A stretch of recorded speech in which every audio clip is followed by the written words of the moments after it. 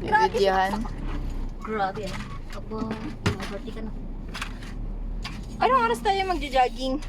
Okay. Stress. Anong oras tayo uwi? 5.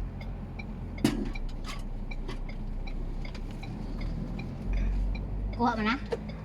Oh yeah. Ay, grabe, oversleep. Grabe talaga. Overactive. Okay. Punta natin si Kaki. Tulog. Ikaw naman doon. Si Kaki naman dito. Ang pagod ang artista. Pagod mo content mo. Pause na si tita. Kaya naintindihan mo talaga yung mama nyo.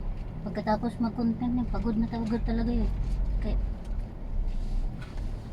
ibiro mo content ah. Magko-content tapos may tindahan din. Hmm? Minsan nga po, hindi kami masyado makapagano ng content kasi sunod-sunod din. Nakaligo na kayo?